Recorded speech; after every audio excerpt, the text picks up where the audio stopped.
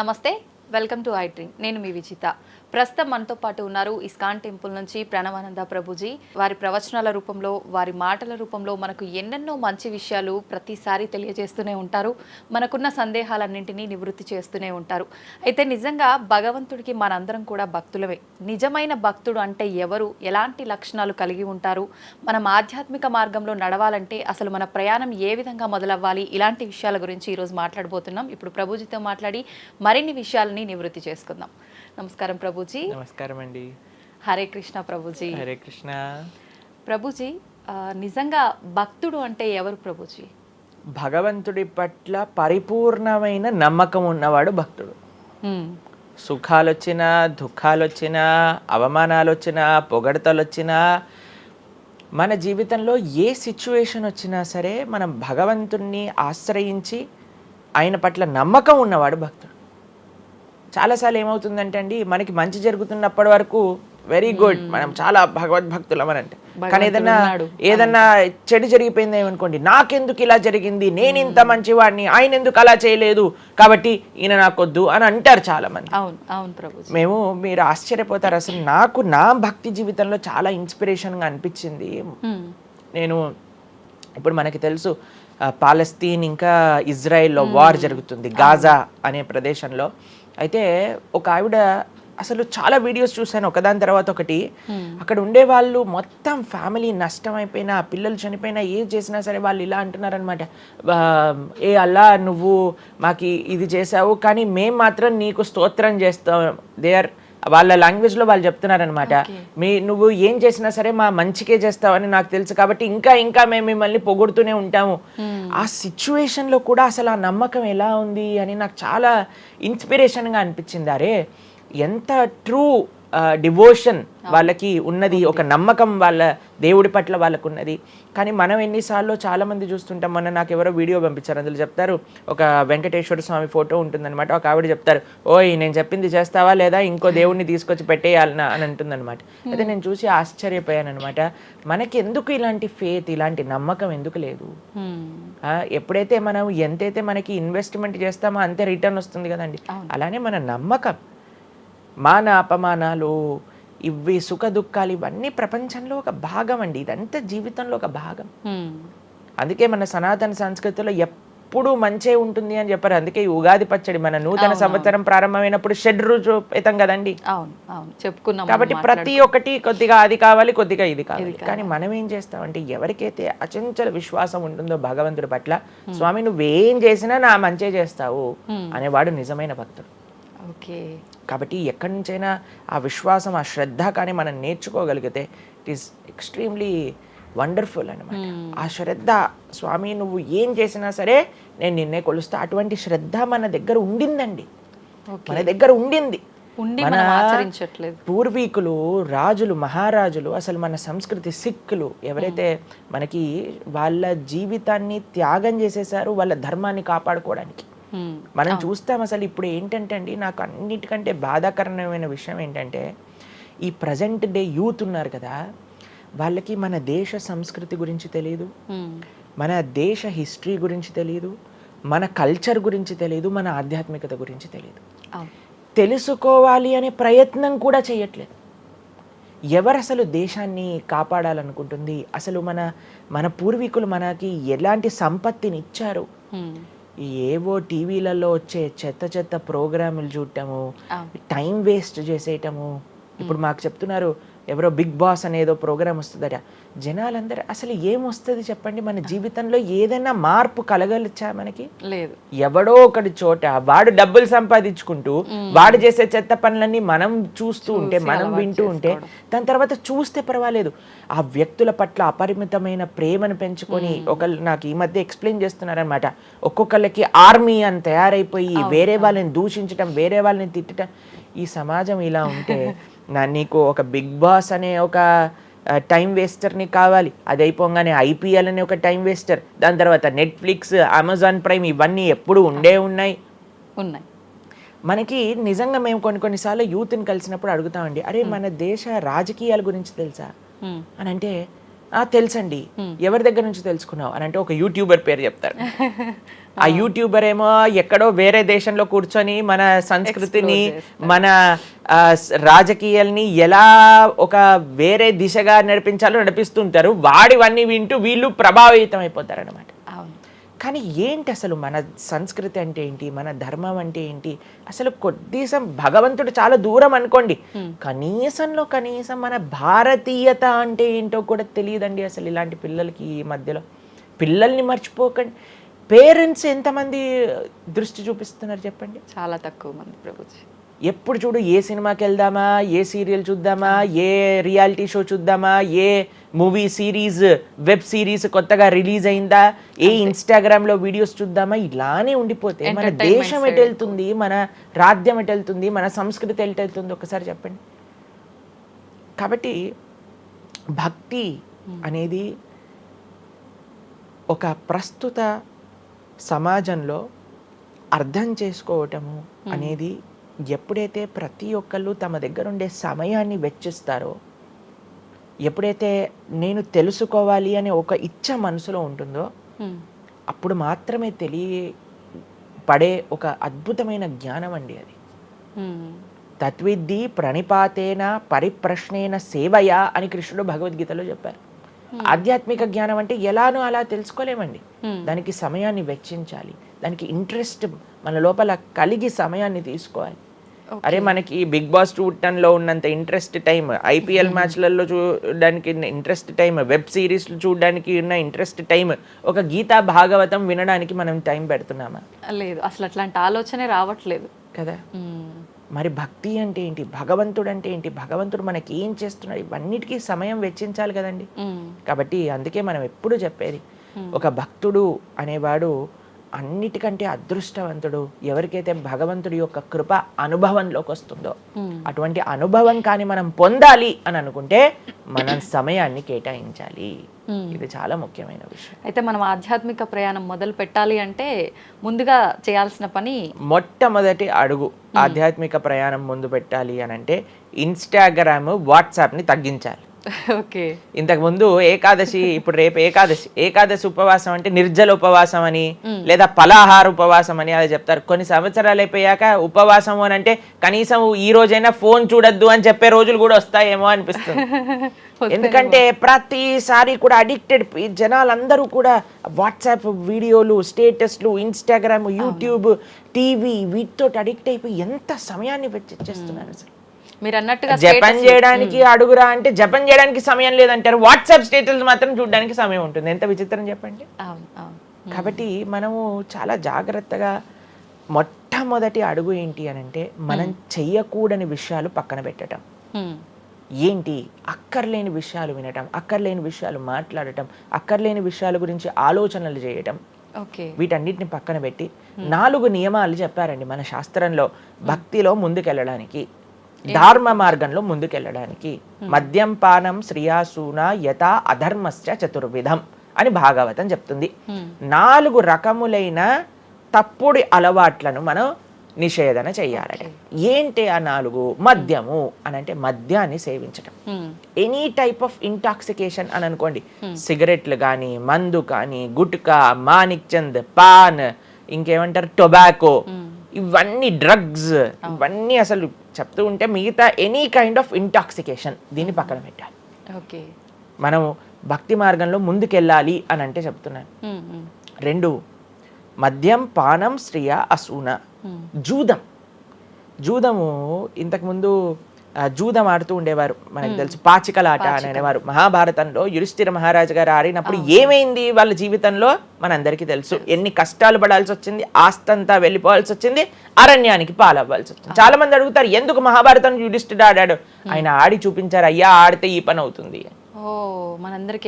Example set చేయడానికి ఆయన చేశారు. సరే ఆయన చేసింది తప్ప కాదా, ఆయన ఏం అనుభవించారో తెలుసు కదండి.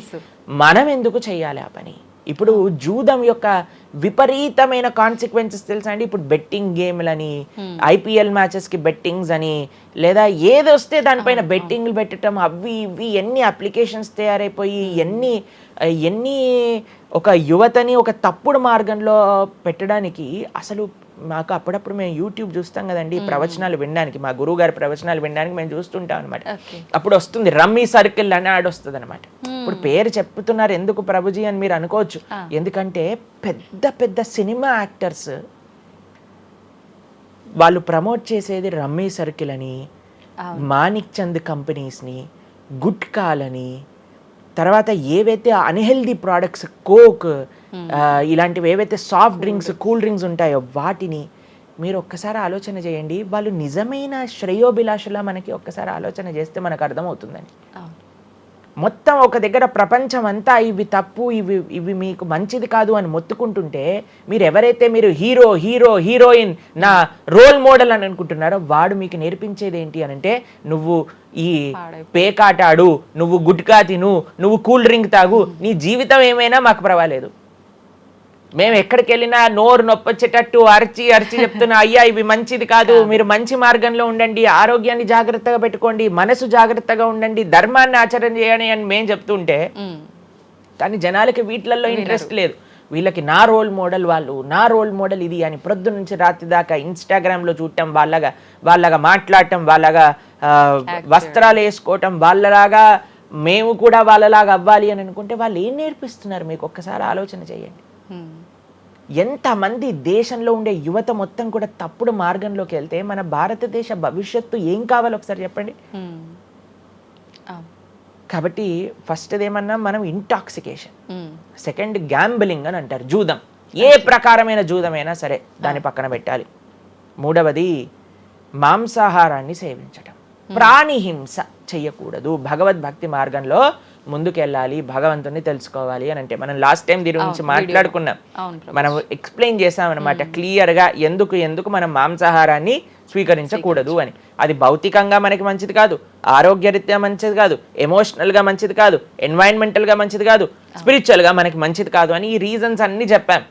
అయితే నిన్నటి రోజున మాకు ఆ వీడియో పంపించారనమాట. సరే ఏమున్నాయి అబ్బా కమెంట్స్లో అని చదువుతుంటే చాలా మంది అన్నారు, రోజు ఈ వీడియో చూడటం వల్ల మేము మాంసాహారం తినటం మానేసాము, మాకు క్లారిటీ వచ్చిందని చాలా కమెంట్స్ ఉన్నాయి.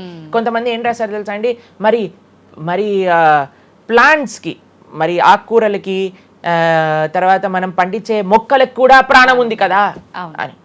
మీకు ఒక విషయం చెప్తాను, చాలా మంది ఈ ఆర్గ్యుమెంట్స్ చెప్తారండి, నాన్ వెజిటేరియన్ మానేసేయండి అని అంటే, మరి మీరు జీవహింస చేయట్లేదా, మీరు కూడా మొక్కల్ని కట్ చేస్తున్నారు కదా అని అడుగుతారు. ఇప్పుడు దానికి 2-3 విషయాలు మీకు ప్రస్తావన చేస్తాను. ఒకటి, మీరు పాలకూరని, గోంగూరని, తోటకూరని కొయ్యడానికి వెళ్ళినప్పుడు అది గట్టిగా అరుస్తూ చంపేయకు నన్ను, ఏదో ఒక రక్తం కారటం, అది ఇలా గార్లో ఎగరటం, ఇలాంటివి చేస్తుందా అండి? లేదు. ఎప్పుడైనా మీరు ఆపిల్ పండుని కొయ్యడానికి వెళ్ళినప్పుడు ఆపిల్ పండుని ఇలా అనగానే దాంట్లో నుంచి రక్తం చెట్టులో నుంచి దారాలుగా కారుతుంటుందా అండి? అదేమైనా గట్టిగా అరుస్తుందా అని కొంతమంది అంటారు, అది అరుస్తుంది మనకి వినిపించదు. మనకి ఒకసారి అర్థం చేసుకోవాలి, ఒక ప్రాణికి, ఒక వెల్ డెవలప్డ్ కాన్షియస్నెస్ ఉన్న వ్యక్తికి, లేదా ఒక పర్సనాలిటీకి, లేదా ఒక ప్రాణికి, లేదా ఒక ప్లాంట్కి ఏంటి వ్యత్యాసము అనేది మనం తెలుసుకోవాలి. దాంతోపాటు ఇంకొక విషయం చెప్తాను, మరి ప్లాంట్స్ని తినచ్చు, యానిమల్స్ని తినకూడదు అని ఏంటి ప్రమాణము అనంటే, భగవంతుడు మనకి ఈ విషయాన్ని ప్రస్తావన చేశారు, స్వామి మనకి ఈ విషయాన్ని ఉపదేశం చేశారు. అయ్యా, నువ్వు కేవలం శాకాహారాన్ని మాత్రమే తినవచ్చును, సాత్విక ఆహారాన్ని మాత్రమే తినవచ్చును. ఎక్కడ చెప్పాడు భగవంతుడు? పత్రం పుష్పం ఫలం తోయం యోమే భక్తా ప్రయశ్చతి. పత్రం పుష్పం ఫలం తోయం, నువ్వు ఫలములను, తర్వాత ఆకులను, నీటిని, పాలను, వీటితో సంబంధించినవి ఏవైనా సరే తయారు చేయొచ్చు, భగవంతుడికి నివేదన చేయొచ్చు, స్వీకరించవచ్చు. కాబట్టి మన శాస్త్రములు దేన్నైతే యాక్సెప్ట్ చేశాయి, ఇప్పుడు చెప్పాయనుకోండి, సరే ఈ ప్లాంట్స్లలో కూడా ప్రాణం ఉందయ్యా, ప్లాంట్స్ కూడా తినకు అని అంటే ఏం చేస్తామండి? గాలిని పీల్చుకుంటామా? సన్లైట్ తో బతుకుతామా మనం ఏమన్నా ప్లాంట్స్ బతికినట్టుగా? ఏదో ఒకటి కావాలి కదా ఆహారం. కాబట్టి అన్నిటికంటే లీస్ట్ హింస, అహింస అంటే అన్నిటికంటే లీస్ట్ హింస ఎక్కడ ఉంటుందో అది. కాబట్టి మనకి శాస్త్రం ఆమోదన చేసింది, నువ్వు ఈ ఏవైతే హర్బివోరస్ అని అంటారు చూడండి, ఏవైతే పశుపక్షాదులు కాకుండా ఏవైతే మొక్కలు ఉంటాయో, ఏవైతే ధాన్యం ఉంటుందో, ఏదైతే ఫలములు ఉంటుందో దాన్ని స్వీకరించు అని. తర్వాత రెండో ఆర్గ్యుమెంట్ ఏం చేస్తారు తెలుసా అండి, నాన్ వెజిటేరియన్ అనగానే మనం కానీ తినకపోతే వాటి పాపులేషన్ మొత్తం పెరిగిపోయి పెరిగిపోయి పెరిగిపోయి పెరిగిపోయి మనల్ని చంపేస్తుంది. అయ్యా నువ్వొక్కడు మారటం చేత ఏమీ అవ్వదు. అవును, మొత్తం మారిపోదు. ప్రపంచం ఎలా వెళ్తుందో కొంతమంది మూర్ఖులు ఉంటారు, ఎంత చెప్పినా మారని వాళ్ళు వాళ్ళ పని చేసుకొని ఇవ్వండి. అంతే. భగవంతుడు బ్యాలెన్స్ ని తయారు చేశారండి. ఆ భగవంతుడు ఆ బ్యాలెన్స్ ని క్రియేట్ చేస్తారు. నువ్వు ఆ ధర్మాన్ని ఆచరించకుండా ఉండు. కాబట్టి 3 చూసాం. ఏంటి? మద్యం, పానం, శ్రియ, సూన. ఒకటి intoxication, gambling, meet eating. Last Prabhuji ఒక చిన్న డౌట్. ఇప్పుడు మాంసాహారం తినొద్దు, మన శాస్త్రంలో ఎక్కడ తినమని చెప్పలేదు అని అన్నారు కదా, మరి గ్రామ దేవతలకి కోళ్ళు, మేకలు ఇలాంటివన్నీ బలిస్తుంటారు కదా, మరి అది ఎక్కడ ఉంది అసలు? మీరు అమ్మవారిని జగన్మాత అని పిలుస్తారు తెలుసా? మీరు ఎప్పుడైనా అంటారా? అమ్మ అంటారు, అంతేనా? ఒక తల్లికి, ఒక తల్లితనంలో మీరు కూడా మదర్ కదండి, మీ పిల్లలకి ఏదైనా ఒక చిన్న బాధ కలిగితే మీరు ఓర్చుకోగలుగుతారా చెప్పండి? లేదు. అస్సలంటే అసలు అలాంటి ప్రస్తావనే తేయకూడదు ప్రభుజీ అని అంటారు. అవును, అంతేనా కదా? మరి జగన్మాత అని మనం అంటున్నప్పుడు ఆ జగత్తుకి తల్లి, జగత్తు మొత్తం అని అంటే ఆ పక్షి, ఆ ప్రాణి కూడా అదే జగత్తులో పుట్టిందే కదా, అంటే ఆ ప్రాణికి కూడా ఆవిడే కదా తల్లి. ఆ తల్లి ముందు మనం ఇలాంటి పనులు చేస్తే అమ్మకి నచ్చుతుందా నచ్చదా చెప్పండి? నచ్చదు. కాబట్టి ఇవన్నీ ఎక్కడొచ్చాయి అని అంటే మధ్యలో ఎక్కడో ఒక చోట కొన్ని తప్పుడు ఆచరణలన్నీ కూడా మన లోపలికి దూసుకొచ్చేసాయి అన్నమాట. కానీ బలి అనేది ఎప్పుడు ఇవ్వకూడదు. సాత్వికమైన ఆరాధన అన్నిటికంటే శ్రేష్టమైన ఆరాధన. ఈ బలులు ఇవ్వటం వీటన్నిటిని తామసిక ఆరాధన అని అంటారు. కాబట్టి మనము ఎంతైతే మీరు బలి అంటే ఏంటో తెలుసా అండి? ఏదో ఒకటి సమర్పణ చేయటము.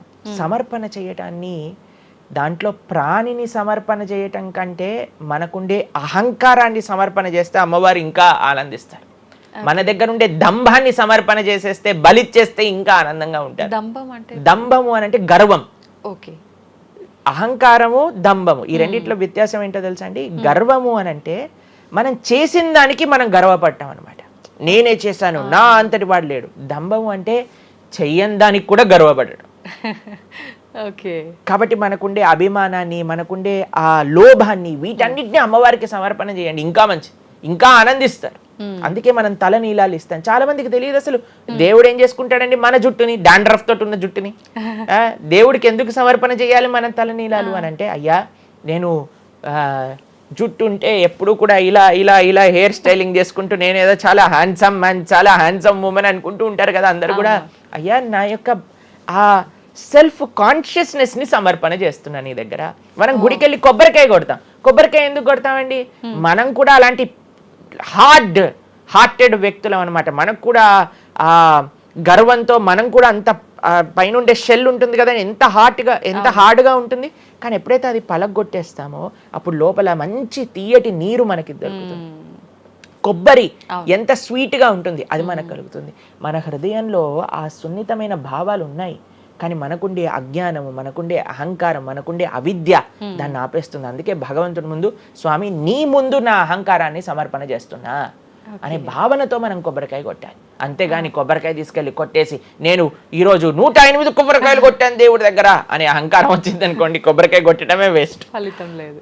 కాబట్టి మనందరం అర్థం చేసుకోవాలి అసలు ఏంటి భావన. బలి అని అంటే ప్రాణి బలి కాదయ్యా, నీ దగ్గర ఉండే చెడు గుణాలను బలి. కాబట్టి ఈ 3 విషయాలు అయిపోయి 4వ విషయం ఏదైతే మనం చేయకూడదో ఇలిసిట్ సెక్స్ అని అంటారు, వ్యభిచారము అని అంటే పురుషులు స్త్రీలు పురుషులు. నిన్నే ఒకళ్ళు చెప్తున్నారు, ఒక టీవీలో ఒక న్యూస్ వచ్చిందట, one of the most famous యాక్టరో లేదా ఇంకెవరో వాళ్ళ హస్బెండ్ని వేరే స్త్రీలతో పాటు పట్టుకున్నారు అని మాకు ఒక న్యూస్ నిన్న ఒకళ్ళు చెప్తున్నారు అనమాట. అంటే వాళ్ళు ఏం చెప్పారంటే నాకు, ప్రభుజీ సమాజంలో ఇలాంటివి ఎన్నో కేసులు వస్తున్నాయి ప్రభుజీ, ఈ మధ్యలో న్యూస్లో ఇలాంటివి అయితే తరచుగా మనం చూస్తూ ఉన్నాము, కాబట్టి ఈ సమాజం ఎటువైపు వెళ్తుందో తెలియట్లేదు ప్రభుజీ అని అంటే మేము వాళ్ళకి చెప్పాం, సమాజాన్ని ఎందుకు ఇటువైపు నడుస్తుంది అని అంటే మనం చూపించే విషయాలు అలా ఉన్నాయి, చూపించే సినిమాలు అలా ఉన్నాయి, చూపించే సీరియల్ అలా ఉన్నాయి, చూపించే ఆదర్శమైన వ్యక్తులు అలా ఉన్నారు. మనం ఎవరైతే హీరోలు అనుకుంటున్నామో వాళ్ళు ప్రొద్దున లేస్తే విడాకులు తీసుకొని ఇంకొకరిని పెళ్లి చేసుకొని, విడాకులు తీసుకొని ఇంకొకరిని పెళ్లి చేసుకొని, ఇలాంటివి చూస్తుంటే మనం కూడా అది నార్మలైజ్ అయిపోయింది మన భారతీయ సంస్కృతిలో. కానీ ఎక్కడైతే ధర్మం ఉంటుందో, రాముడు ఆదర్శంగా ఉన్న వ్యక్తి ఎప్పుడూ అలాంటి తప్పు చేయలేదండి. ఎందుకంటే రాముడు ఏకపత్ని వ్రతుడు. ఎంత కమిట్మెంట్ ఉండాలి భార్య పట్ల, భర్తకు కూడా అలానే అండి. ఇప్పుడు ఒకళ్ళు తప్పు అంటే, ఇప్పుడు చాలా మంది అనుకుంటారు ఇది ఎత్తి పురుషులకే వర్తించింది అని. పురుషులకు ఎంతైతే వర్తిస్తుందో అంతే స్త్రీలకు కూడా వర్తిస్తుంది, స్త్రీలకు ఎంతైతే వర్తిస్తుందో అంతే పురుషులకు కూడా వర్తిస్తుంది.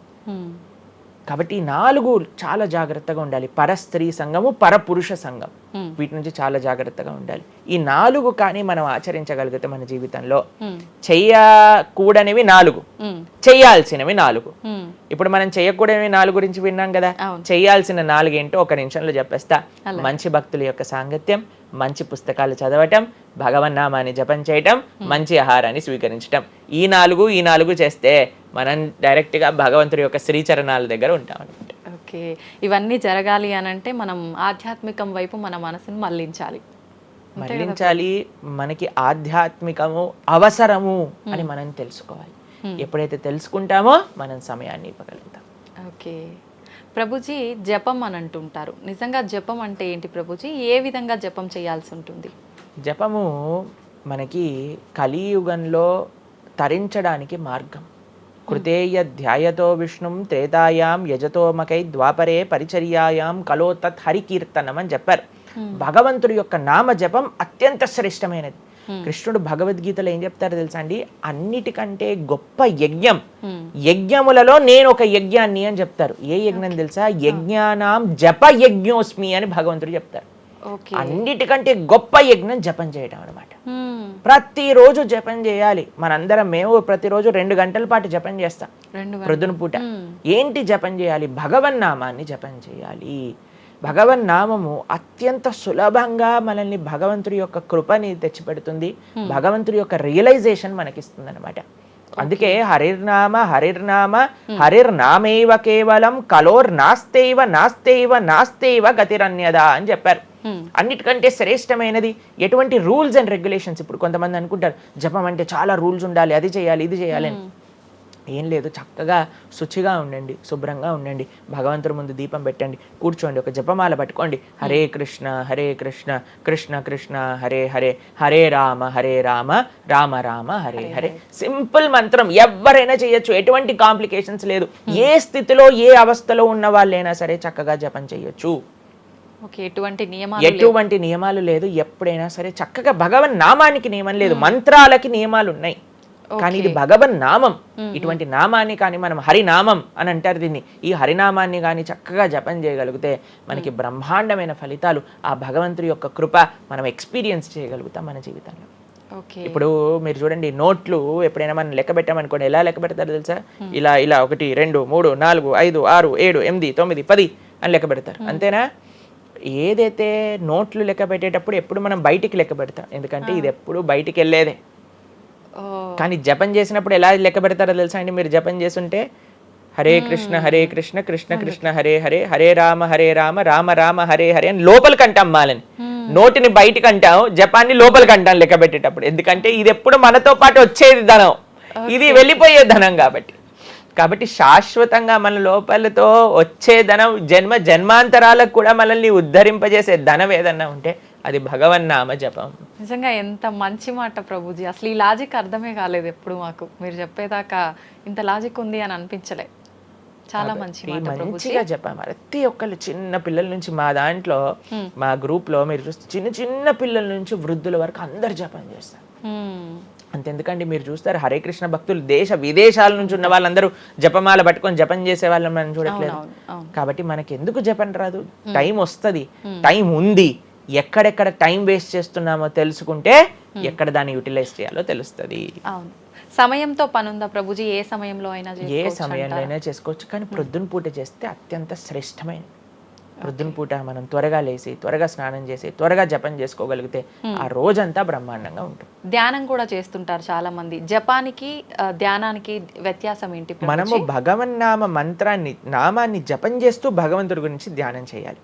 ఓకే. ఇప్పుడు జస్ట్ ధ్యానం, చాలా మంది మాకు కంప్లైంట్ చేస్తుంది, ఇప్పుడు ఈ ధ్యానం చేస్తే మనసు నిలకడగా ఉండట్లేదు, మనసు ఎక్కడికి వెళ్ళిపోతుంది, అక్కర్లేని ఆలోచనలు వస్తున్నాయి. ఇప్పుడు చూడండి, పిల్లవాడు అటు ఇటు ఇటు అటు కదులుతున్నాడు అనుకోండి, ఇంట్లో ఏయ్ అనగానే అయిపోతారు. అలా మన మనసు కూడా అటు ఇటు ఇటు అటు కదులుతూ ఉంటుంది. కానీ ఎప్పుడైతే మనం మంత్రంతో ధ్యానం చేస్తామో అప్పుడు మనసు ఇలా వెళ్ళిపోయింది అనుకోండి పక్కకి, హరే కృష్ణ అనగానే ఆ మనసు వచ్చేస్తుంది, వామ్మో వీడు కాన్షియస్గా ఉండండి నేను అటు ఇటు వెళ్తుంటే. కాబట్టి మనసు కూడా మనం ఆ నామం పట్ల మనం ధ్యానం చేయొచ్చు. ఎప్పుడైతే మనం నామాన్ని మంచిగా జపం చేస్తామో ఆ నామంలోంచే భగవంతుడి యొక్క రూపం, గుణం, లీల అవన్నీ కూడా ప్రకాశితం అవుతాయి. కానీ ఫస్ట్ మనం ధ్యానం నామం పైన పెట్టాలి. మన ఉచ్చారణ కరెక్ట్గా ఉందా, మనం చక్కగా ఆ నామాన్ని వింటున్నామా, దీనిపైన ధ్యాస ఉండాలన్నమాట. నిజంగా చాలా మంది ధ్యానం చేసేటప్పుడు ఆ ఏకాగ్రత అనేది రావట్లేదు, ఎన్నిసార్లు ప్రయత్నించినా అంటుంటారు కదా ప్రభుజీ, ఏం చేయాలంటారు ఆ ఏకాగ్రత రావాలంటే? ప్రాక్టీస్ చేయాలి. అభ్యాసేనతు కౌంతేయ, అభ్యాసం చేయాలి. ఇదేదో చాలా మంది ఏం చేస్తారు తెలుసా అండి, ప్రభుజీ నేను 3 రోజుల నుంచి జపం చేస్తున్నా కానీ నాకు ఆ రుచి కలగట్లేదు. అయ్యా 300 కోట్ల జన్మలు తీసుకున్నాం మనము, ఆ జన్మాంతరాల్లో ఉండే వాసనలు ఉన్నాయి కదా, కొద్దిగైనా మనం సమయం ఇవ్వాలి భగవంతుడి యొక్క నామం. ఇప్పుడు మురికి పట్టిన ఒక క్లాత్ ఉందనుకోండి, ఇంకులో ముంచేసిన క్లాత్ ఉందనుకోండి, దాన్ని ఇచ్చాను అనుకోండి, ఇప్పుడు ఒక్క ఉతుకుల్లో పోతుందా ఇంకంతా? ఒక ఉతుకు తర్వాత ఇంకో ఉతుకు తర్వాత ఇంకో కొద్దిగా వెళ్తూ ఉంటుంది. కొన్నిసార్లు మనకి ఫస్ట్ 3-4 వాషెస్లో తెలియదు అసలు పోయిందా లేదా. పోతుంది కానీ మనకు అంత ఎవిడెంట్గా కనిపించదు. కానీ 10, 15, 20, 30 సార్లు అయ్యాక తెలుస్తుంది.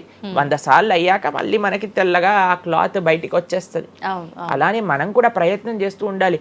ఇన్ని జన్మలు మనం మాయకి ఇచ్చేసి ఒక జన్మలో 3 రోజులు మనం భగవన్నామాన్ని జపం చేసి ఇప్పుడు నాకేం కలగలేదు అని అంటే ఎలా చెప్పండి? ఆ నిష్ఠ, సిన్సియారిటీ ఇవ్వాలి టైం మనకి. ఎలాగైతే మీరు టైం దీనికి ఇచ్చారో అలానే టైం భగవంతుడు కూడా ఇవ్వాలి. తప్పకుండా ఆ ప్రాసెస్లో తప్పులేదు. మన సిన్సియారిటీ ఎంత సిన్సియర్గా మనం చేస్తే అంత తొందరగా మనకు కృప అనేది లభిస్తుంది. ఓకే ప్రభుజీ, పునర్జన్మలు అని అంటుంటారు, పునర్జన్మలు ఉంటాయా? ఇందాక మీరు చెప్పినట్టు ఎన్నో జన్మల వాసనలు మనకి జన్మలో కూడా అవి ఉంటాయి అని చెప్పన్నారు కదా, ఆ వాసనలకు సంబంధించిన ఆ లైఫ్ని మళ్ళీ ఈ జన్మలో మనం అనుభవిస్తామా? తప్పకుండా. మీరు అంతెందుకండి, మీరే ఎన్నోసార్లు మీ జీవితంలో కొంతమందిని కలిసి ఉంటారు, వాళ్ళు చెప్తారు ఇది ఈ జన్మలోంచి కాదు, పక్కా వీడి పోయిన జన్మలోదే ఈ లక్షణం. ఎందుకంటే చాలా మంది అంటారు మా ఇంట్లో ఎవరండి ఇలా ఉండరండి కానీ వీడికొక్కటే ఈ గుణం వచ్చింది అని అంటూ ఉంటారు. మనం చాలాసార్లు చూస్తాం చిన్న పిల్లలకి వాళ్ళకి మనకు నేర్పించకుండానే ఒక టాలెంట్ వచ్చేస్తుంది. వాళ్ళు ఆ విధంగా నేను మొన్న బృందావనం వెళ్ళినప్పుడు మేము చూసాం, అక్కడ చిన్న పిల్లవాడండి, నాకు తెలిసి 3-4 సంవత్సరాలు ఉంటాయి, 250 కంటే ఎక్కువ ట్యూన్లలో హరే కృష్ణ మంత్రాన్ని పాడుతున్నాడు ఆయన. వాళ్ళ పేరెంట్స్ని అడిగాం, అయ్యా ఎలా నచ్చింది? ప్రభుజీ మేమేం తెలియదు ప్రభుజీ, చిన్నప్పటి నుంచి హార్మోనియం దగ్గరికి వెళ్ళి టిక్ టిక్ టిక్ టిక్ అనేవాడు, వాడే పాడుతున్నాడు, వాడికి మొత్తం హార్మోనియం ఎవ్వరు నేర్పించలేదు, వాడే పాడుతున్నాడు అని. అలా ఎన్నో. మీరు డాక్టర్ ఐన్ స్టీవెన్సన్, మీరందరూ ఇంటర్నెట్ ఉంది కదా, మీ అందరికి ఫోన్లు ఉన్నాయి కదా, డాక్టర్ ఐన్ స్టీవెన్సన్ అని నొక్కండి. 2500 కంటే ఎక్కువ కేసుల పైన ఆయన రీసెర్చ్ చేశారు. రీఇన్కార్నేషన్, పునర్జన్మ కలిగిన కేసెస్లో అనమాట. కాబట్టి మీరు జస్ట్ రీఇన్కార్నేషన్ కేసెస్ అని మీరు యూట్యూబ్లో టైప్ చేస్తే ఎన్నో వస్తాయి మీకు. కాబట్టి పునర్జన్మ ఉన్నది. పునర్జన్మ సిద్ధాంతాన్ని ప్రస్తావన చేసి వాటిని నమ్మకం ఉన్న వాళ్ళే సనాతన ధర్మానికి సంబంధించిన వాళ్ళు అనమాట. కాబట్టి ఏది కూడా మనకి స్పాంటేనియస్గా రాదు, అంతా కూడా కర్మ, what ever we do that comes around అనమాట. కాబట్టి ఈ పునర్జన్మ సిద్ధాంతం అనేది తప్పకుండా ఉన్నది. పునర్జన్మ ఉంటుంది, జన్మాంతరాల వాసనలు అనేవి ఉంటాయి. ఎప్పుడైతే మనం ఆధ్యాత్మిక సాధన, ఎప్పుడైతే మనం భగవద్భక్తి చేస్తామో ఆ వాసనలన్నీ కూడా తొలగిపోతాయి. మనం చక్కగా మంచి ధార్మికమైన వ్యక్తిలా మనం మళ్ళీ మారచ్చు అనమాట. ప్రభుజీ, పునర్జన్మ ఉంటుంది అని అనుకున్నాం మనం. అయితే పునర్జన్మ అంటే అంతకుముందు జన్మకు సంబంధించిన పాపం పుణ్యం ప్రతి ఒక్క దాని ప్రభావం ఈ జన్మలో ఉంటుందంటారా ప్రభుజీ? తప్పకుండా. చాలా మంది అంటారు ప్రభుజీ వాళ్ళు ఇంత పిచ్చి వాళ్ళు కానీ ఇంత ఆనందం ఎందుకు వస్తుంది అని అంటే, వాళ్ళు గత జన్మలో చేసిన పుణ్యం ఇప్పుడు వాళ్ళకి వస్తుంది, ఈ జన్మలో చేసే పాపం మళ్ళీ వస్తుంది. ఎవరు కూడా ఎస్కేప్ అవ్వలేరండి. ఇప్పుడు మీరు అనుకుంటున్నారు మనం బాధపడుతున్నాం, గత జన్మలో చేసిన పాపాన్ని ఇప్పుడు మనం అనుభవిస్తున్నాం, ఇప్పుడు మేము మంచి వాళ్ళం ప్రభుజీ, మీకు కూడా వస్తుంది ఆ ఛాన్స్. కాబట్టి ఈ కర్మ సిస్టమ్ ఏదైతే భగవంతుడు ఇది చేశారో దాని నుంచి ఎవ్వరు ఎస్కేప్ కాలేరు. ఆయన సిస్టమ్ చాలా పక్క. ఇక్కడ ఉండే మనం అప్పుడప్పుడు ట్రాఫిక్ సిగ్నల్ని దాటేసి ట్రాఫిక్ పోలీస్ నుంచి ఎస్కేప్ అవ్వచ్చు, కానీ భగవంతుడి యొక్క రేడార్ నుంచి ఎస్కేప్ అవ్వలేదన్నమాట. ఎందుకంటే ఆయన హృదయంలో ఉండే కదా అన్ని నోట్ డౌన్ చేసుకునేది. కాబట్టి తప్పకుండా గత జన్మ పుణ్యము గత జన్మ పాప ఫలితాలు ఈ జన్మలో అనుభవించాల్సిందే. చాలా మంది మమ్మల్ని అడుగుతారు, ప్రభుజీ నరకానికి తీసుకెళ్తారు కదా. ఆ నరకానికి తీసుకెళ్తారు, మరి నరకంలోనే అంత అయిపోగొడితే మళ్ళీ ఈ జన్మలో ఇవ్వటం ఎందుకు? ఇన్స్టాల్మెంట్లో వస్తాయి, ఈఎంఐస్ కింద కట్టాల్సి వస్తుంది అనమాట మన ఫలితాన్ని. కొద్దిగా నరకంలో, కొద్దిగా ఈ జన్మలో, మళ్ళీ వచ్చే జన్మలో. ఒకటేసారి ఆ యొక్క ఫలితాన్ని కానీ ఇచ్చేస్తే మనం తట్టుకోలేము. కాబట్టి భగవంతుడి యొక్క కృప నిజంగా చెప్పాలంటే ఇన్స్టాల్మెంట్స్ లో వచ్చేది. ఇప్పుడు చూడండి, ఒకసారి 10 కోట్లు కట్టాలి అంటే అది ఈజీయా, లేదా ఇన్స్టాల్మెంట్ లో కట్టాలంటే ఈజీయా? అందుకే కదండి అందరు ఈఎంఐలు కావాలండి. అలానే పుణ్యము, అలానే పాపం కూడా. కొద్దిగా స్వర్గంలో అనుభవించు, కొద్దిగా ఇప్పుడు అనుభవించు, మళ్ళీ నెక్స్ట్ జన్మలో అనుభవించు. అది తప్పదు, ప్రతి ఒక్కళ్ళు అనుభవించాల్సిందే. లేకపోతే చెప్పండి, అసలు ఈ జన్మలో ఎందుకు కొంతమంది కష్టాలు అనుభవిస్తున్నారు? కొంతమందికి పుట్టుక నుంచే కష్టం వస్తుంది, కొంతమంది కొన్ని డిఫెక్ట్స్ తో పుడతారు. ఎందుకు? If God is equal to everybody, then why did God create different people differently అని అంటే భగవంతుడు తయారు చేయలే, భగవంతుడు ఇనిషియేట్ చేశారు ఆ సిస్టమ్ని. దాంట్లో మనం ఏ విధంగా చేస్తే ఆ కర్మ ద్వారా అలా మనం పుట్టవలసి వస్తుంది. కానీ మనము పాస్ట్ గురించి చింత, అయ్యో ఎన్ని పాపాలు చేశానో నాకు ఇది వస్తుంది, దీని గురించి చింత చేయకండి. అయ్యా నేను ఫ్యూచర్లో ఇది చేసి నేను ఇలా చేయబోతుంది, దాని గురించి ఇప్పుడు నీ దగ్గర సమయం ఉంటే నువ్వు ఇప్పుడు ధర్మాచరణ చెయ్యి, ఇప్పుడు భగవంతుడిని ఆశ్రయించు, ఇప్పుడు ధార్మికంగా ఉండు. భగవంతుడు దీన్ని రెండింటినీ తీసేస్తారా, ఆయన యొక్క లోకానికి మనం వెళ్ళవచ్చు. కాబట్టి భగవంతుడు అదే చెప్పారు, సర్వధర్మాన్ పరిత్యజ్య మామేకం శరణం వ్రజ అహం త్వాం సర్వ పాపేభ్యో మోక్షయిష్యామి మా శుచ. ఇది భగవంతుడు ఇచ్చిన ఒక ఆశ్వాసన భగవద్గీతలో. అన్నిటినీ వదిలిపెట్టేసాయి, అన్ని రకాల చెడు వస్తువుల్ని, అన్ని రకాల మంచి, నువ్వు నాకు శరణు వేరు, నేను నీ పాప పుణ్యాలు మొత్తం తీసేస్తాను. యద్గత్వా నివర్ధంతే తద్ధామ పరమం మమ. భగవంతుడి దగ్గర నుంచి చేరుకున్నాం అనుకోండి, మళ్ళీ ఈ ప్రపంచంలో ఈ యొక్క కష్టాలు ఉండే ఈ నేలపైన మళ్ళీ రావాల్సిన అవసరం లేదు. స్వామితో బ్రహ్మాండంగా స్వామి యొక్క సేవలో సుఖంగా ఉండొచ్చు మరి. ఓకే, అయితే ప్రభుజీ చాలా మంది చెప్తుంటారు అన్ని అనుభవించండి తప్పదు అన్నప్పుడు ఎందుకు భగవంతుని ఆరాధన చెయ్యాలి అని. వాళ్ళందరికీ ఇది మంచి సమాధానం ప్రభుజీ. నిజంగా చాలా మంది ఇదే అంటుంటారు, అంతే కదండి, ఎంత భగవంతుని ఆరాధించినా ఈ కష్టాలు తప్పట్లేదు, అసలు లైఫ్ ఏం చేంజ్ అవ్వట్లేదు, మనశ్శాంతి లేదు, ఎందుకు అసలు ఆరాధించాలని చెప్పి అసలు భగవంతుని పూజించడం కూడా మానేస్తుంటారు. మళ్ళీ ఇప్పుడు ఆపేస్తే మళ్ళీ నెక్స్ట్ ఏంటి అని ఆలోచన చేయాలి. కాబట్టి ఇప్పుడుండే వాటితో మనము ఇది చేసామనుకోండి, ఇంత ధర్మాచరణ కూడా ఆపేశారనుకోండి, ఇంకా ఆ పుణ్య పాప ఖాతాలు అలానే పెరిగిపోతూ ఉంటాయి. కానీ చివరికి వచ్చేది ఈ ప్రపంచంలోకే కదా. కాబట్టి మనకి చెడు చేయటం పనికిరాదు, కేవలం మంచి చేయటం కూడా పనికిరాదు. భగవద్భక్తి అన్నిటికంటే టాప్ మోస్ట్. కాబట్టి మనం ధార్మికంగా ఎంత భగవద్భక్తితో ఉంటే అది మనకి అంత మంచిది. ఓకే ప్రభుజీ, కర్మ సిద్ధాంతం అన్నారు కదా, అసలు కర్మ సిద్ధాంతం అంటే ఏంటి ప్రభుజీ, ఏం చెప్తోంది అసలు? మనం చెయ్యంది మనకి రాదు, మనం చేసింది తప్పకుండా మనకు వస్తుంది. ఇదే కర్మ సిద్ధాంతం. Every action has equal and opposite reaction. Okay okay, ఇలా అయితే ఈ లా ఉందో అదే కర్మ సిద్ధాంతం. అంటే నువ్వు చేసింది ఏదైనా సరే ఆ యొక్క ఫలితం నుంచి తప్పించుకోలేవు. తర్వాత ఏదైతే నువ్వు చేసావో దాని నుంచి తప్పించుకోలేవు. మంచైనా చెడైనా, మొన్న అయింది నీకు ఈ రోజు వస్తుంది, ఈ రోజు చేసిన దానికి రేపు వస్తుంది. ఇదే కర్మ సిద్ధాంతం అంటే. కాబట్టి ఎప్పుడు ఇది మన మనసులో ఉండాలి. అరే ఈ రోజు నాకు ఏదైనా బాధ ఉంటే నేను ఏదో చేశానేమో, కాబట్టి ఏదో చేశాము అయిపోయింది, ఈ రోజు ఈ కష్టం వచ్చింది, కృష్ణ నువ్వు నాకు శక్తినివ్వు ఈ కష్టాన్ని ఎదుర్కోవడానికి. ఇప్పటి నుంచి నేను ఇలానే మంచిగా ఉంటాను, ఎప్పుడూ అధర్మం వైపు వెళ్లకుండా ఉంటాను, స్వామి నువ్వే రక్ష అని ఆ ధర్మ చింతన ముందుకు తీసుకెళ్ళటం. ఇప్పుడు కానీ మనం ఆ ధర్మ సంకల్పం చేసుకుంటండి, రేపటి రోజున మరి చాలా మంది అంటే రేపు ఎవరు చూసారో లేదో, అయ్యా రేపు ఎవరు చూసారో లేదో అని కానీ మీ పిల్లవాడు చెప్పి నేను ఇప్పుడు కష్టపడను, రేపు నాకు ర్యాంక్ వచ్చాక నాకు ప్లేస్మెంట్ వస్తుందో లేదో నాకేం గ్యారంటీ ఉంది కాబట్టి నేను చదవను అన్నాడు అనుకోండి, ఏం చెప్తారు మీరు? నాన్న నువ్వు ప్లేస్మెంట్ గురించి బాధపడకు, ఫస్ట్ నీ కర్తవ్యం చదవటం నువ్వు చదువు, అంతే. దాని తర్వాత నీకు వస్తుంది, నీ జీవితం సెటిల్ అవుతుంది, అంతే కదండి. అంతే మనం కూడా లేదు రేపు ప్రొద్దున ఎవరు చూశారు స్వర్గాన్ని నరకాన్ని, కాబట్టి నేను ఇప్పుడు ధర్మాచరణ చెయ్యను అని అంటే మీ పిల్లవాళ్ళు కూడా ఎక్కడైతే చదవను అని అంటారో అలానే మనం కూడా తయారవుతాం. చాలా మంది అండి పెద్దవాళ్ళు పిల్లలకి మాత్రం మంచి నీతులు చెప్తారు, కానీ వాళ్ళ దగ్గరకు వచ్చేసరికి వాళ్ళు ఆచరించడానికి రెడీగా ఉంటారు అనమాట. అవును అవును. కాబట్టి మీరు ఒక్క విషయాన్ని ఆలోచించండి, మీరు ఏం చెప్తున్నారో అది మీరు ఫాలో అవుతున్నారా? పెద్దలు ఫాలో అవుతేనే అది పిల్లలు ఆచరిస్తారు, లేకపోతే ఆచరించరు.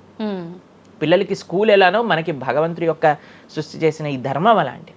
కాబట్టి ఈ రెండిట్లో మనం చాలా జాగ్రత్తగా ఉండాలి. ప్రభుజీ, చాలా మంది ఏ పని చేయాలన్నా కూడా ముందు వెనక ఆలోచించి ప్రతిదీ జ్యోతిష్యాన్ని పట్టి దాని ప్రకారంగానే పనులు చేస్తూ ఉంటారు. నిజంగా జ్యోతిష్యాన్ని నమ్మొచ్చు అంటారా?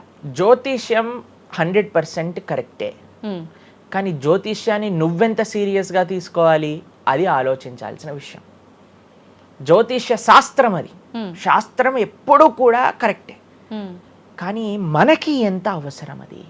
ప్రతిరోజు ప్రొద్దున లేవంగానే రాశి ఫలాలు ఏమైపోయాయి అని కొంతమంది చదువుతూ ఉంటారు. ప్రతి చిన్న విషయానికి ఈ రోజు ఏమైంది, ఈ రోజు ఎలా ఉంది, ఆ రోజు ఎలా ఉంది, సండే పేపర్లో వచ్చింది, ఇంకా ఈ వారం ఎలా ఉండబోతుంది, ఇవన్నీ నీకు అవసరం లేదయ్యా. నువ్వు ధర్మాచరణ చెయ్యి, భగవంతుడి పట్ల నమ్మకం పెట్టుకో, ఆయన చూసుకుంటాడు. భక్తులు ఎవరు కూడా అలాంటి విషయాలని సీరియస్గా తీసుకోరండి. ఎందుకంటే బృందావనంలో ఒక భక్తులు ఉన్నారనమాట. ఆయన అంటారు, మొత్తం అన్ని గ్రహాలు నీకు అనుకూలంగా ఉండి నువ్వు కృష్ణ భక్తుడివి కానీ అవ్వకపోతే అన్ని గ్రహాలు అనుకూలంగా ఉండి నీకేం లాభం. తర్వాత అంటాడు, అన్ని గ్రహాలు ప్రతికూలంగా ఉండి కానీ నువ్వు కృష్ణ భక్తుడు అయితే ఏవి నిన్ను ఏం చేయలేవు.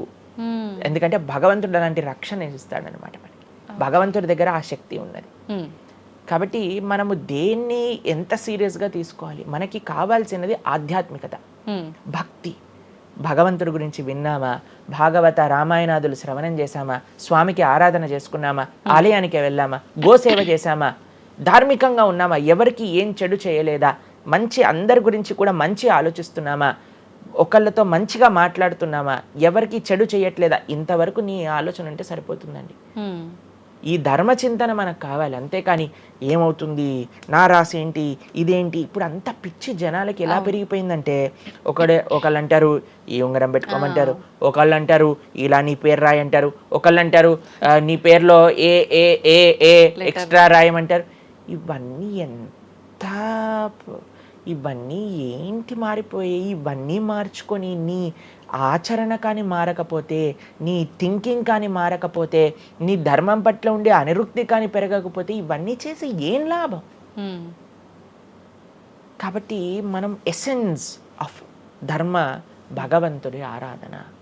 సవై పుంసాం పరో ధర్మో యతో భక్తిర్ అదోక్షజే. అటువంటి స్వామిని ఆశ్రయించటంలో మన టైం పెట్టాలి, కానీ ఇలాంటి చిన్న చిన్నవి చూసుకోవటం, వీటి కోసం మనం సమయాన్ని వేస్ట్ చేసుకోవటం మంచిది కాదు. జ్యోతిష్యం కరెక్టా? 100% కరెక్ట్. నీకెంత కావాలి అది నువ్వు ఆలోచన చేసుకో.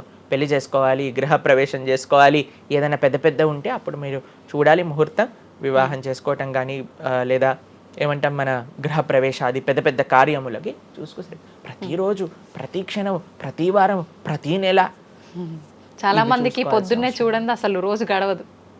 ఇలాంటి పిచ్చి పనులు ఆపాలి. ఫస్ట్ ప్రొద్దున పూట లేచి భగవంతుడి దగ్గరికి వెళ్ళి భగవంతుడికి నమస్కారం చేసి జపం చేసుకొని ధ్యానం చేసుకొని ఆలయానికి వెళ్ళి దర్శనం చేసుకొని భగవత్ చింతనలో ఉండండి. రోజులో ఏ కష్టం వస్తుందో దాన్ని ఎలా ఎదుర్కోగలో ఆ శక్తిని వస్తుంది. అంతేగాని ఏమున్నాయి రాశి ఫలాలు చదవటం వల్ల ఏం అవ్వదండి. కాబట్టి సొల్యూషన్ పైన కాన్సన్ట్రేట్ చేయండి, ప్రాబ్లం కోసం విశ్లేషణ చేయకూడదు. ఓకే ప్రభుజీ, చాలామంది ఇంట్లో నెగిటివ్ ఎనర్జీస్ ఉన్నాయి, దయ్యాలు తిరుగుతున్నాయి, లేదంటే ఎవరైనా ఒక పర్సన్కి దయ్యం పట్టింది అని చెప్పి చాలామంది ఎవరు ఇట్లా పంతుళ్ళు అట్లాంటి వాళ్ళ దగ్గరికి, మాంత్రికుల దగ్గరికి తీసుకెళ్ళడము, వాళ్ళు వదిలిస్తారని చెప్పటము, ఆ దయ్యం వీళ్ళని చాలా పీడిస్తుంది అని చెప్పడం, ఇలాంటివి చాలా వింటుంటాము సహజంగా. ఇదంతా నిజమే అంటారా ప్రభుజీ? అసలు దయ్యాలు అనేవి ఉన్నాయంటారా? ఆత్మలు, దయ్యాలు ఇవన్నీ ఉన్నాయండి, అది లేవు అని చెప్పలేము. ఉన్నాయి తప్పకుండా. ఎలా అయితే మీరు నెగిటివ్ ఎనర్జీ అంటారు కదా, నెగిటివ్ ఎనర్జీ ఎక్కడికి వస్తుందో తెలుసా అండి? నెగిటివ్ పీపుల్ దగ్గరికి వస్తుంది. ఎవరైతే ఎమోషనల్గా, ఎవరైతే స్పిరిచువల్గా, ఎవరైతే ఫిజికల్గా వర్నలబుల్గా ఉంటారో వాళ్ళ దగ్గరికి వస్తుంది. ఎవరైతే ఇంట్లో భగవద్ ఆరాధన ఉండదో, పూజ రూమ్లో ఏమీ లేకుండా చాలామంది ఇప్పుడు మాకు చాలా విచిత్రం అనిపిస్తుంది కొన్నిసార్లు మాకు ఈ ఇంటర్నెట్లో వీడియో చూసినప్పుడు వీళ్ళు చర్చ్లో ఉండే వాళ్ళందరూ దయ్యాలను వదిలిస్తూ ఉంటారనమాట. మాకు చాలా ఆశ్చర్యం ఏంటంటే వీళ్ళకే ఎందుకు దయ్యాలు పడుతున్నాయి అని. కాబట్టి ఎందుకు దయ్యాలు ఎవరైనా పర్సనాలిటీస్లోకి వెళ్తాయో తెలుసండి, ఎవరైతే క్లీన్లీనెస్ మెయింటైన్ చేయరో, ఓకే, ఎవరైతే సమయానికి స్నానం చేయటం కానీ, సమయానికి శుచిగా శుభ్రంగా ఇల్లు శుభ్రంగా ఉంచుకోవటం కానీ, దేవాలయంలో భగవంతుడి యొక్క మూర్తులకి చక్కగా ఆరాధన చేసి ధూపం దీపం నైవేద్యం తోరణం ఉత్సవాలు పండగలు యజ్ఞాది యాగాదులు ఇవన్నీ ఉన్న చోట ఎప్పటికీ నెగిటివ్ ఎనర్జీ అనేది ప్రవేశించలేదు. ఓకే. కానీ ఎక్కడైతే జనాలు డిమ్గా డల్గా ఎటువంటి వైబ్రెన్స్ లేకుండా ఎప్పుడు ఎమోషనల్ వర్నలబుల్గా బాధల్లో ఉంటూ ఆధ్యాత్మికంగా లేకుండా ఇల్లంతా గందరగోళంగా చెత్త చెదారంతో ఎప్పుడైనా సరే ఫ్రెష్ ఫుడ్ కాకుండా స్టేల్ ఫుడ్, బయట సోర్స్ తెలియని ఫుడ్ వాటిని తినటం వల్ల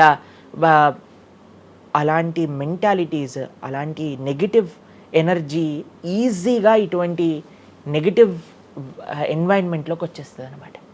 ఓకే. కానీ ఎప్పుడైతే మనం వైబ్రెంట్గా భగవన్నామ చక్కగా బొట్టు పెట్టుకొని చక్కగా మంచిగా సాంప్రదాయంగా రెడీ అయ్యి చీర సాంప్రదాయం మన సాంప్రదాయం మన చీర అండి. భారతీయత మగవాళ్ళైతే ధోతి కుర్తా ఇంతకుముందు ఉండేది, శిఖ ఎంత చక్కగా బొట్టు పెట్టుకొని చక్కగా అలంకరణ చేసుకొని ఇంట్లోకి వెళ్ళంగానే అసలు ఆ ధూపం యొక్క సువాసన వచ్చి చక్కగా పసుపచ్చతో మన గడప నుంచి స్టార్ట్ చేస్తే పైన తోరణం కింద ముగ్గులు, అసలు ఒక సనాతన సాంప్రదాయం ఒక హిందూ యొక్క ఇంటికి వెళ్తే ఏ దయ్యం అలాంటి ఇంట్లోకి వెళ్ళగలుగుతుంది చెప్పండి? మన సినిమాలలో మీరు చూసి ఉంటారు, దయ్యాలు ఎక్కడుంటాయి? పాతబడ్డ బంగ్లాలలో ఎక్కడో క్లోజ్ చేసిన గెస్ట్ హౌస్లలో ఉంటాయి, అంతేనా? నిజం ప్రభుజీ. ఏదైనా దేవాలయంలో దయ్యం ఉండటం మీరు చూసారా ఎక్కడైనా? ఎందుకు ఉండదు? ఎందుకంటే అక్కడ భగవద్ ఆరాధన జరుగుతుంది కాబట్టి. ఏ ఇంట్లో అయితే నిరంతర భగవద్ ఆరాధన ఉంటుందో, ఏ ఇల్లు అయితే వైబ్రెన్స్ గా ఇంటి బయట ముగ్గు నుంచి ప్రారంభమై ఇంటి లోపల దేవాలయంలో దీపము నిరంతరము కూడా ఉంటుందో, భగవద్ ఆరాధన జరుగుతుందో, భగవన్నామ జపం జరుగుతుందో, శాస్త్రాన్ని పారాయణ చేస్తున్న విష్ణు సహస్రనామం హరే కృష్ణ మహామంత్ర కీర్తన యజ్ఞము యాగము ఉత్సవాలు చేస్తూ అటువంటి ఇంట్లో అటువంటి వ్యక్తులకి ఎప్పుడూ రాలేదండి. ఎవరైతే తన నుదిటిన తిలకాన్ని అలంకరణ చేసుకొని చక్కగా సాంప్రదాయంగా ఉంటారో, శుచి శుభ్రత పాటిస్తారో, చక్కగా ఆలయానికి వెళ్ళి గోసేవ చెప్పండి, అలాంటి వాళ్ళకి ఎప్పుడైనా ఇలాంటి నెగిటివ్ ఎనర్జీ అటాక్ అవుతుందా అంటే అస్సలు కాదు. ఎవరైతే గ్లూమీగా డిప్రెస్డ్గా ఏం లేకుండా ఏ వస్త్రాలు పడితే ఆ వస్త్రాలు వేసుకోవటం, దేవుడు కొంతమంది ఆలయంలోకి వెళ్ళామనుకోండి, ఇంట్లో పూజ రూమ్లోకి వెళ్ళామనుకోండి, పండగ నుంచి పండగ మాత్రమే దీపం పెడతారు, లేదా అస్సలు ఆ పూలు అలానే ఉంటాయి 15-20 రోజుల వరకు. అవును ప్రభు. అలాంటి ఇంట్లలో నెగిటివ్ ఎనర్జీ రాకపోతే ఇంకేమొస్తుంది చెప్పండి? కాబట్టి నెగిటివ్ ఎనర్జీ ఉందా? ఈ దయ్యాలు ఆత్మలు ఉన్నాయా? ఉన్నాయి. ఎవరి దగ్గరికి వెళ్తాయి? అటువంటి మెంటాలిటీ ఉన్న వాళ్ళ దగ్గరికి మాత్రమే వెళ్తాయి. ఓకే. మనం కానీ ఎప్పుడైతే మనకి రక్షణ, అందుకే మనం తులసి మాల వేసుకుంటాం. తులసి మాల ఇప్పుడు చూడండి, మేము నరసింహ కవచాన్ని ధరించామన్నమాట. ఇవన్నీ నరసింహ ఆరాధన, నరసింహ కవచాన్ని ఎప్పుడైతే మనం చేస్తామో, ఎప్పుడైతే మనం భగవన్నామ స్మరణ చేస్తామో తులసి మాల ధరించాలి. తులసి మాల చాలా మంది ఇప్పుడు ధరిస్తున్నారు కానీ నియమాలను పాటించట్లేదు. ఏంటి నియమాలు? తులసి మాల వేయాలి అని అంటే మనము భగవత్ ప్రసాదాన్ని మాత్రమే నైవేదన చేసి తీసుకోవాలి, మాంసాహారాన్ని తినకూడదు, ఎల్లిపాయలు ముట్టుకోకూడదు. ఇవన్నీ కూడా నెగిటివ్ థింగ్స్ అన్నమాట, తామసిక రాజసీకమైన విషయాలు. కాబట్టి ఇవి చక్కగా ఇవన్నీ మానేసాం అనుకోండి. తులసిమాల ధరించడం అంటే ఏంటి అంటే చూపిస్తున్నాం అనమాట, మన దగ్గర ఎటువంటి తామసిక రాజసీక ప్రవృత్తులు లేవు, మేము సిద్ధ సాత్విక ప్రవృత్తిలో ఉన్నాం. దయ్యం అక్కడ నుంచి వచ్చింది కూడా యూటర్న్ తీసుకొని వెళ్ళిపోతుంది అనమాట ఇవి చూడంగానే. కాబట్టి అది చాలా ముఖ్యం. ఎప్పుడైతే మన ఆచరణ బాగుంటుందో, ఎప్పుడైతే మనం ధార్మికంగా ఉంటామో, ఎప్పుడైతే భగవద్భక్తులై ఉంటామో, ఏ నెగిటివ్ ఎనర్జీ మనల్ని ఏం చేయలేదు. ఓకే, మొత్తానికి ఉన్నాయి దయ్యాలు, ఉన్నాయి, జాగ్రత్త. మనం మంచిగా భక్తి పరంగా ఉండండి, ధార్మికంగా ఉండండి, చక్కగా ధర్మాచరణ చేయండి, మీకేం భయం లేదు. కానీ ఎక్కడైతే ఇవన్నీ జరగవో అక్కడ ఉంటాయి. అందుకే ఆధ్యాత్మిక మార్గంలో నడవాలి అందరం కూడా. కృతజ్ఞతలు ప్రభుజీ, నిజంగా చాలా మంచి మంచి విషయాలు తెలుసుకుంటున్నాం మీ ద్వారా. ఇంకా ఇంకా తెలుసుకోవాలని కోరుకుంటున్నాం. ధన్యవాదాలు ప్రభుజీ. హరే కృష్ణ. హరే కృష్ణ.